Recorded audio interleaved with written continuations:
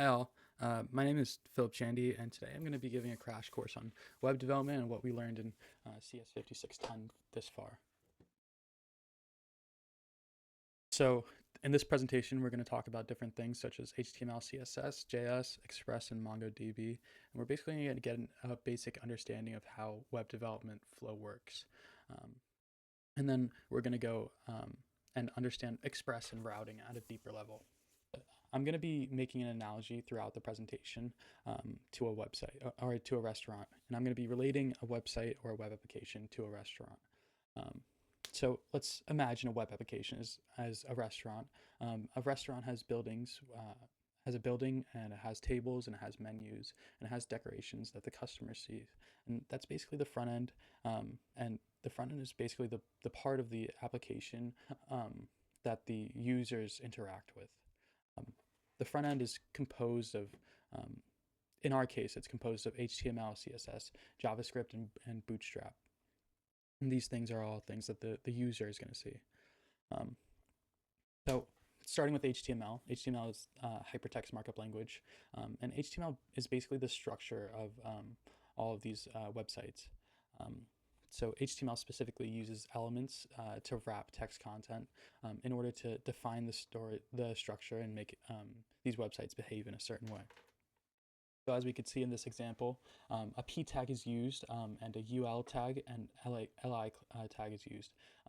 So this p tag is basically a text tag, and it'll translate to this in a regular HTML document, or in or what the user sees, it'll translate to this, which is just a sentence that says this is an example.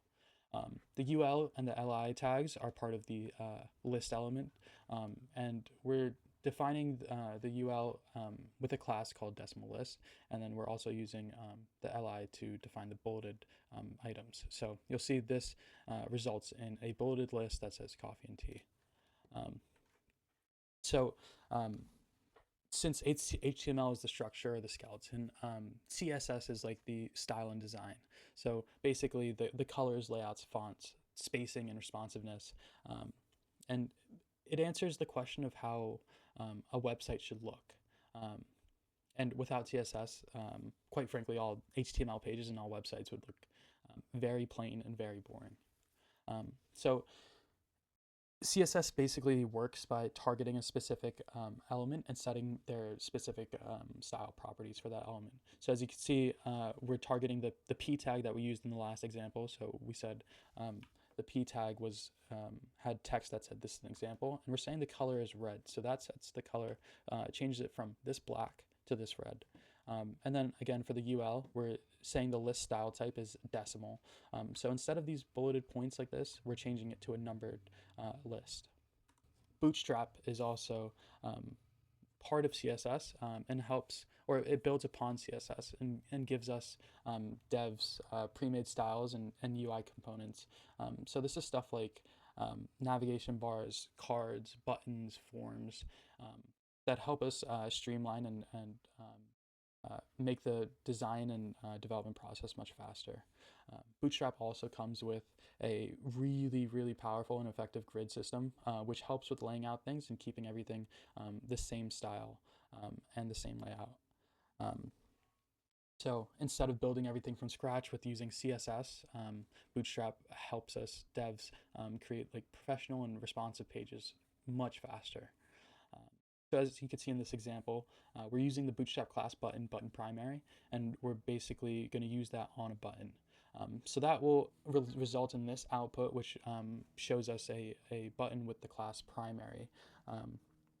So this is just a blue button. It has rounded corners, and it has a default text color.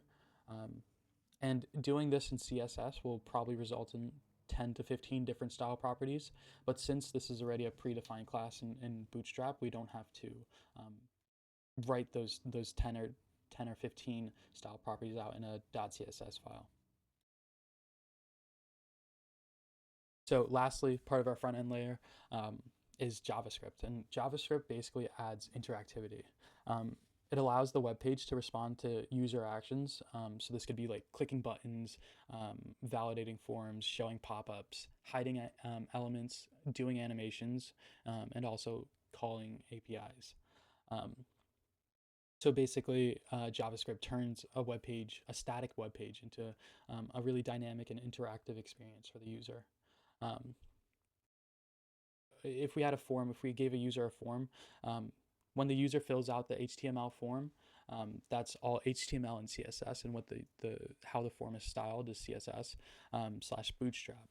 Um, and then JavaScript can be used to validate the form.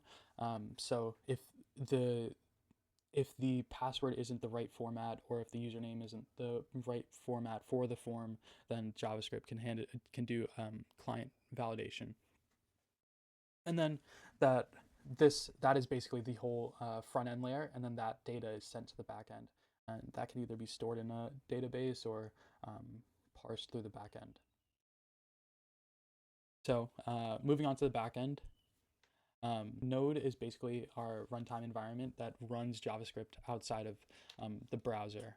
Um, so basically, this will allow us to set up a web server, and so we're using JavaScript for both the front end and the back end, instead of having to use a different language for the back end and our web server. Um, Express is also heavily tied into Node, and it's basically built upon Node.js, and it makes web development or backend development much easier. What Express does is it handles routing. So what happens when a user hits a certain URI or endpoint, and then it processes data sent from forms or APIs, and it also communicates with databases, and processes the data and then sends back responses. Lastly, we have the database, which stores all the data that must persist. So we're storing data like user accounts, posts, comments, basically any data that has to be stored is stored in the database. Um, in this class, we use MongoDB, and MongoDB is a NoSQL database, which means basically instead of using tables, we're storing the data in flexible JSON documents. Um, so with this NoSQL database, we have a really flexible schema, and we could handle structured and unstructured data. With MongoDB especially, we could handle horizontal scaling, which isn't really used in our class since we're more smaller projects. But you can imagine if we had a larger web application and we need to scale up, MongoDB can handle horizontal scaling really well. So you could add servers instead of adding space to servers, vertical scaling. Um, and like I said, MongoDB basically just stores the data in JSON format. So when the user fills out a form on a web page, let's say it's a sign up page, the HTML is going to display it, and then the Bootstrap and CSS is going to style it. So how you're seeing the text and how you're seeing the entries are going to be formed or styled by CSS, and the structure of everything is going to be defined by the HTML. And then before you're after you fill out everything, and before you actually send it to the server, the JS can validate it. So we could check if the input that the user puts in is all valid. And then what we're going to do after that is we're going to send that data to the server via a request. And this is done through Express, through a route. So the Express receives the request in a route and then processes it. And if we had something like a password or something, this is where the password would be hashed. This is then sent to the database with Express as well through another route, and this is the database being MongoDB. After it's stored, Express would usually get back a response, and then or Express would send back a response usually, and it would show the user some kind of confirmation message that the form that the user filled out was done correctly. Now that we've seen how all the technologies for the front end and back end work, I want to zoom into one specific key concept that's at the core of back end development, which is routing and routing with Express. Routing basically determines how your server is going to respond when a user tries to access a specific endpoint. And it's basically the foundation of how web apps work behind the scenes. This is like the kitchen preparing requests and listening to responses. Um, So when a user requests a specific food item, so if a user wanted a sandwich, the kitchen would listen to that request and prepare the appropriate response.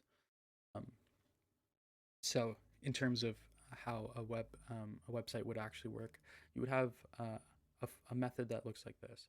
So this is our app. Our app is like our server, and we're saying do a method to that server, and we're going to supply it with a path and also a anonymous handler function, which determines what to do when we're given that path. So basically, this method can be any of these four methods, which is get, post, put, and delete. These are all HTTP methods. Basically, what we're going to say is app dot maybe get, and then we're going to say give it a path. So this could be like our index or our default HTML file, and then we're going to do something like maybe send back the specific file that we wanted the user to see. Diving into these different HTTP methods, we have a get method, which is used to retrieve or get data. So this can be seen as like a route that's visiting a web page or sending a web page back to a user. So if the user makes a get response for the slash index, we're going to be sending the slash index.html file back as a response. Second HTTP method is our post method. So this is used when we want to send or post data.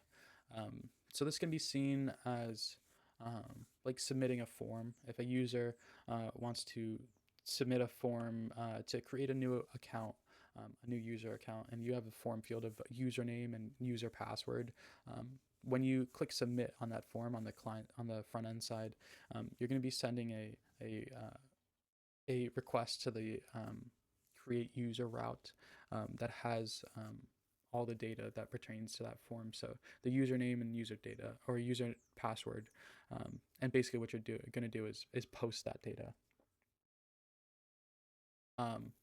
Thirdly, the put method is used to update or put data. So if we were using that same form and we wanted to update the username, we would make a slash put request to the username, and in the request body we would have the new username that we wanted to put, and then this would basically just update the username. Lastly, we have the delete method, which is used to remove or delete data. So if we wanted to delete a user, we would point to an endpoint that has delete slash user. This basically just removes data. So you could think of these methods as intentions. Two people can go to the same URL, for example, slash users, but if one uses a get and one uses a post, the server will know they want different things. So here are some examples of some code or some HTTP methods. So here we have a get request, and then this is basically saying that when the user points to the URL at slash, let's say it's localhost port 3000, and then the user wants the base route, so that's slash, we're going to send a hello world. So whenever the user points to that URL slash, they're going to be shown a page that says hello world. And then if the user wanted to instead go to a page that's called slash example, or a URL that's called slash example, then this would be sent back, and it would basically just say this is a different page. This is an example of a post request. Posting a slash create account, or you're routing to slash create account and you're posting, and then if the user points to that your endpoint, you're going to be sending account created back. Usually we would put request params here as well to send specific data to the backend. So these routes are like different doors in a building. Each door leads to a different room, and depending on whether you're like knocking, entering, or maybe you're just leaving something or removing something from a room, the response is different. So if you're entering, you're going to be using a get request. If you're dropping off a package, you're going to be using a post request. If you're taking a package, you're going to be using a delete request. So, like I said before, we also have request parameters, which is basically good for when we need pages that change based on the data. As you can see here, we're using an we're using a GET request that basically says slash user slash ID, and this ID is going to be different. If we use ID of 12, we're going to get back ID requested as 12. If we use an ID of 92384 ABDOJS, we're going to get the ID requested back as 92384 ABDOJS.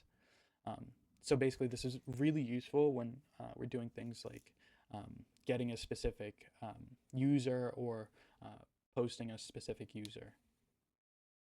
So now we're moving on to routing with a database. So routing becomes super powerful when we connect it to a database like MongoDB.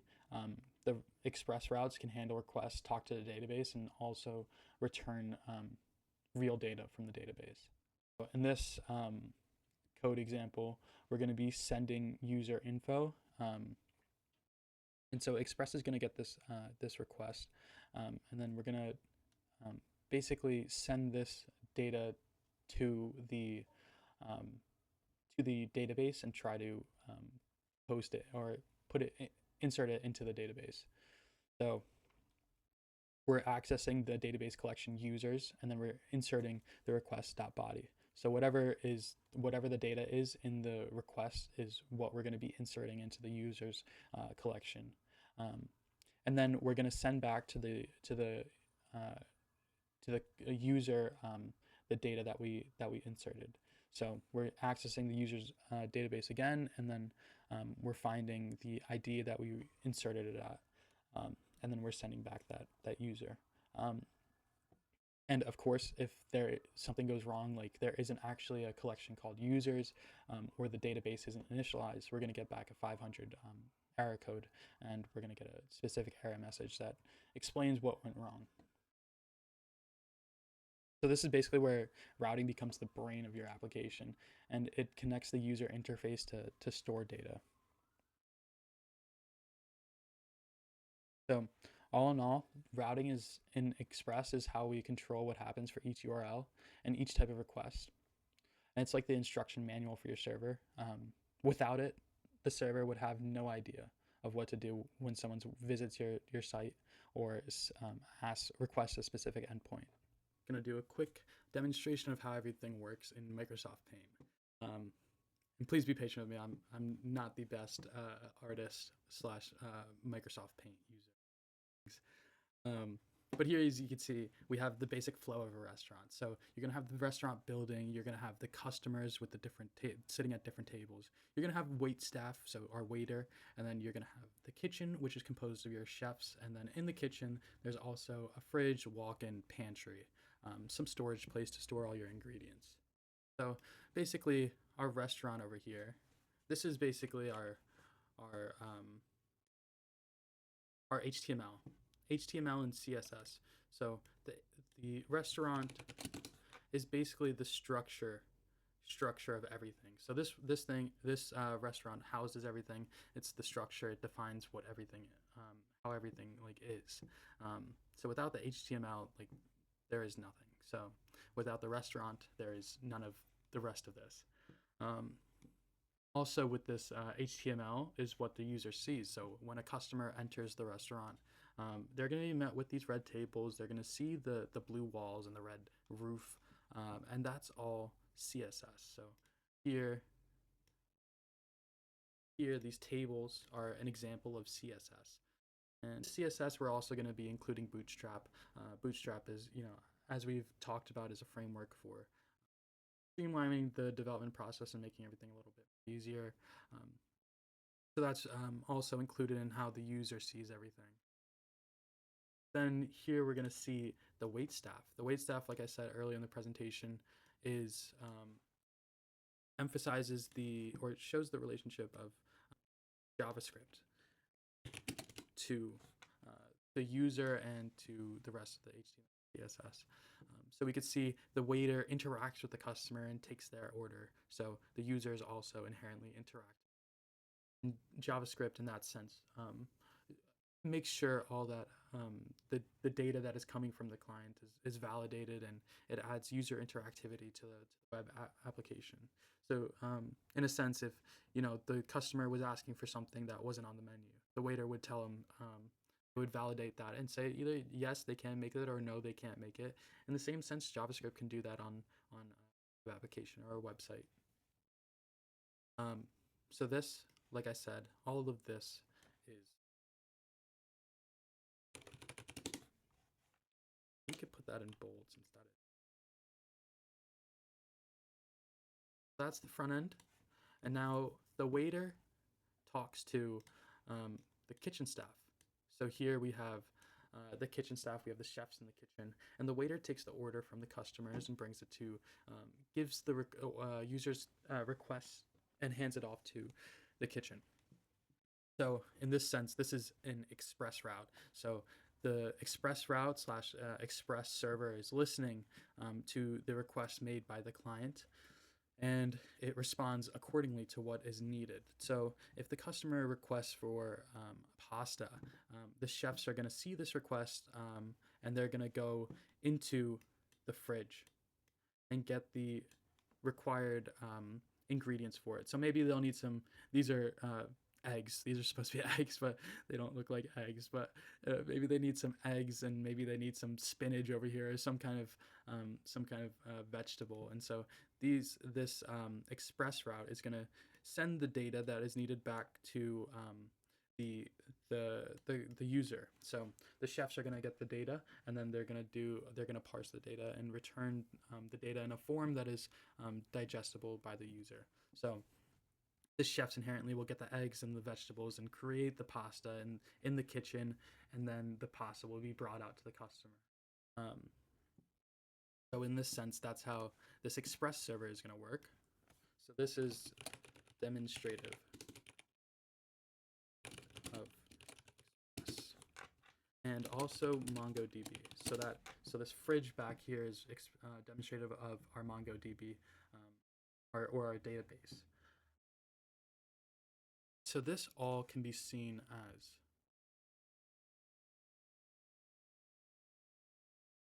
the back end.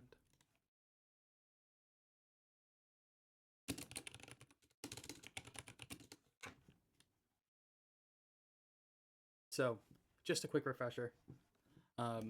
User enters the restaurant, sees everything, all the decorations, all the dining areas, and the user will interact with the waiter, and give the waiter the order, and then the request for the order is brought to the chefs in the kitchen and the back end, and then the request is validated, and it is appropriate response is given after accessing the data that is needed from storage. This response is then handed back to the customer in the form of either some kind of data. So customer in this situation is going to get their pasta. Of course, in a web application scenario, it's not going to be pasta. It's going to be some kind of data, or maybe they're going to be redirected to another page that formats the data correctly. So now we've gone over the front end and back end file for a web application. I'm just going to show you a quick live coding demo to help you guys see express routing and just routing in general. So I'm going to be building a small express server using ESM modules, and then we're going to be seeing different HTTP requests, such as get and post requests.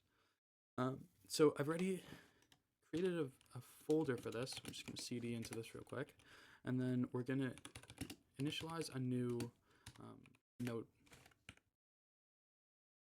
node project. So there we go.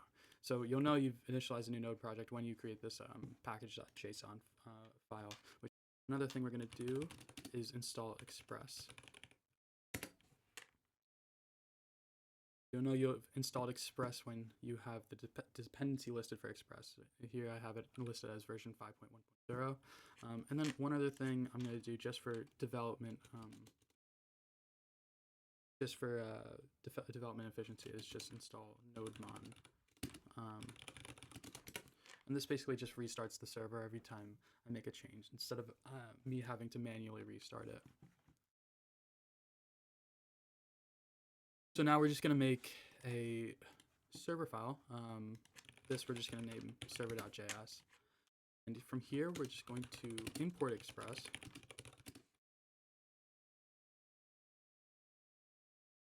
And then we're going to create the app instance. And this is just done by this app equals Express. Like I said, this just creates a new instance of a app or server. And then we're going to define our routes from there. One other thing we have to do is define our port, which is what our server will be running on. It doesn't really matter what port you're using as long as it's not taken up by another application. So my port 3000 is the one that's really open for me. And from here, we're just going to start the app on this port. So we're going to be listening on port 3000. And then we're just going to do an arrow function and log the port that we're listening on.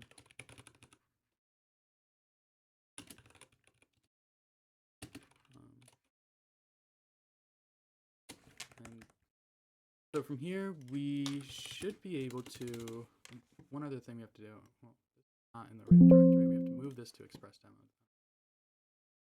But we also have to set our script for start. So this is how NodeMon is going to work.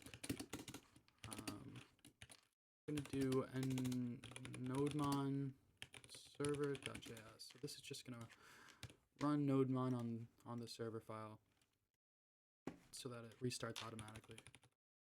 Now I could just do npm start, and you can see NodeMon started the server and it's listening on port 3000. So that's all set up correctly. And now we're going to set up some routes. The first route we're going to do is a get route. And this one's just going to be pointed at the endpoint of slash. So whenever a user requests this endpoint, they're going to get this response.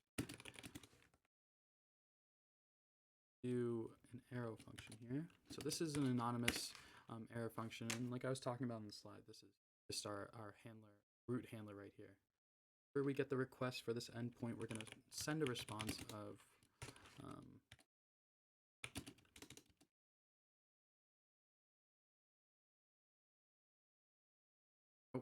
if we go to our localhost, now we're directed at slash, and that returns a hello world. We could also use this get route to point to different endpoints, not only the slash. So we could do like an about page, and we can do same syntax. So it's request res, and then the arrow function.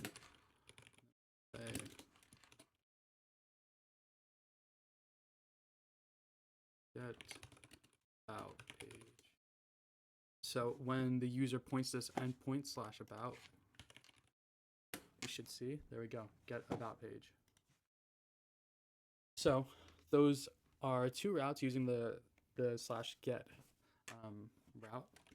Now in the slides I did talk about dynamic routing and request parameters. So here I'm just going to do a simple request with a specific param, which will be, let's say, a username. So let's say we're trying to get users slash names. Syntax is also the same as the other HTTP or the other routes. So we're just using res request and response. We're going to do define what our parameter is. Say request params. And so now we have name defined. So now we're going to send back whatever the user put in as name.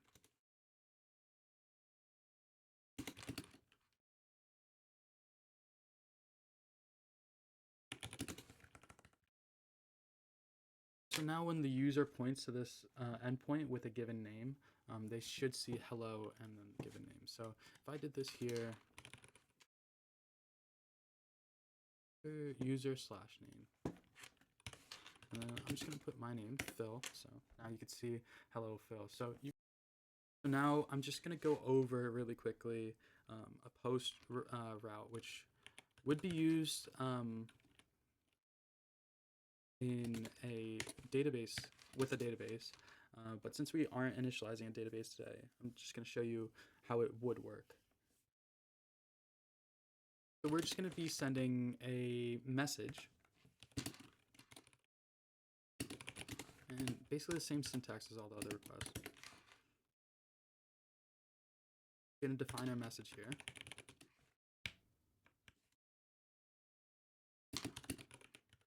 And we want that pointed to the request body, because that's where all the data is going to be. And here we're going to be using res.json. So we're going to be using Express's JSON middleware to help us with this today. And when we see that, when we get this or put this post request, we're going to get a response with a message back. So basically, we're going to put the message in the body, the request body, and then we should see received message and a 200 status for the code that's sent back. One thing we need to do when we're doing this, if we're using res.json, we need to use express.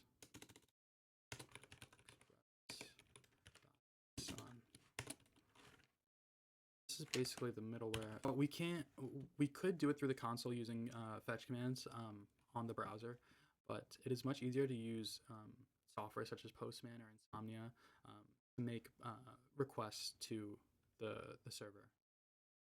I'm just gonna create a new collection, name this Express demo, and then I'm gonna create a new request. And here I'm gonna do a post request here in my history. So basically we're pointing to the endpoint that we want, so which is localhost, since we've set it up on our localhost, and port 3000, and then our message bot. From here, we're going to go body, raw, and then make sure it has to be JSON since we're using JSON. And then we're just going to send the message where everything is JSON, and JSON is quotes. And say hello world. Perfect. Save that, and if we send this, we should get 200 OK. Yep, so our status is 200 OK, and we got that received back. So we've received hello world, which is exactly we wrote it. So in just a few minutes, we built this Express server using ES modules with multiple routes. So we set up a home page and then an about page, and then we also set up the dynamic routing and request params, and then also a post, which is how we would look at or how we would connect to a database like MongoDB, so we could store and fetch data.